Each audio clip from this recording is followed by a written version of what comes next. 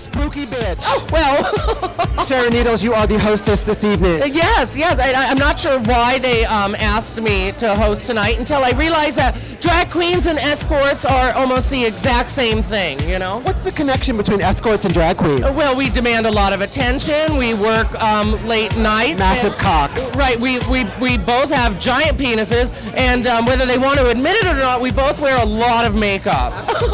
So Sharon, you are known for being spooky, a borderline necrophiliac. Has that always been your scene? Well, you know, growing up, I grew up in a small town where I got picked on a lot. So I really loved horror movies because it was always about like the cheerleader and the jock being slowly hunted, captured, and murdered. Maybe molested along the way. And maybe slightly sexually fondled. And you know, and I really enjoyed living in a fantasy world through 80s horror movies where the most popular kids in school had the worst outlook in the film. So, and I think it's what kept me from doing another Columbine. So you have a lot of rage in you, glamorous rage. Well, you know, I think all great drag queens run on depression, anxiety, and anger, and we tend to mask it with wigs, girdles, and makeup. Let's talk about PG13. Oh, right. You mean my new album that's now available on iTunes? Yes. Now, I understand you were on the charts right next to Justin Bieber. Yes, I made it to number 4 on the iTunes pop charts, and that was a beautiful 72 hours. Yes. But you know, of course, I wasn't going to stay there forever.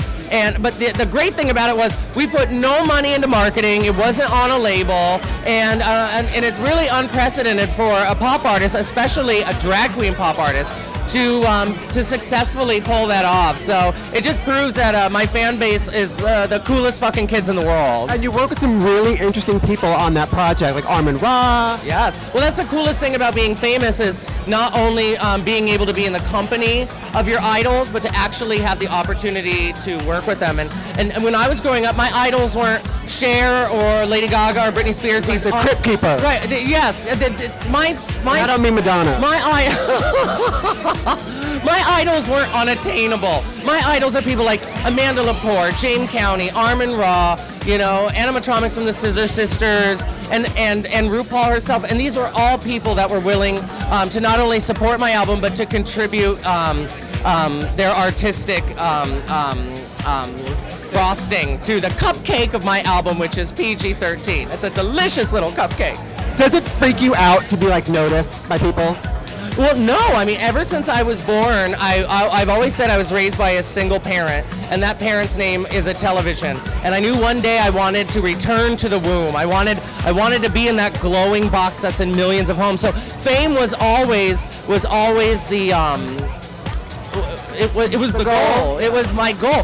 What's weird is that I never asked myself why I wanted to be famous, because once you get it, it's very daunting. It basically makes you a product of the people and takes away any sense of personal life and secrets. I mean, it's all out there. So basically, the best way for me not to have anxiety about it, because I've seen fame give a lot of people anxiety, is just to be honest and not be afraid to say what you're supposed to say. You know, I can be a successful queen and still say that I drink too much and that I'm a dick pig and on the sloppy bottom and a sloppy, messy, filthy fucking bottom, and on the occasional holiday or Wednesday, I dabble in not just the black arts, but in cocaine. You don't hide these things, because once you get caught by the tabloids, then they can exaggerate it. But if stars were just more honest about how vain and self-destructive we all are, then we wouldn't have to live up to a moral hierarchy. You know? Are you part of the Illuminati? No, and that's unfortunate, because you know, with my success on Drag Race and with my album and all my things I've been doing, I thought the Illuminati would invite me in, but it just might not exist. But then again, if I was in the Illuminati, I'd have to tell you that. I drink goat's blood. Well, now I don't drink goat's blood. I've kind of moved up to a more higher grade of Puerto Rican. Well, yeah, it's a virgin blood, but it's more like Malaysian, more Asian islands. That's hot. More of the island. Well, that's hot for 2013, girl. It's not the Cristal of virgin blood, but it's pretty good. Let's talk Hookies. Oh, the Hookies, yes. There's lots of hoes in the house tonight. There is. Tonight, I am hosting the Hookies, and we are celebrating internationally the boys of the escort service, which, you know, these guys work just as hard as anyone else in the entertainment industry. Literally. And it's so great that an open-minded group of people here in New York City are willing to come together and celebrate and reward the people that have done such great work by being a total fucking whore. This is Sharon Needles, the hostess for the Hookies here in New York City, and I am Mike Diamond. Thank you so much, darling, and continued success. Oh, thank you so much. Hail Satan. Hail Satan.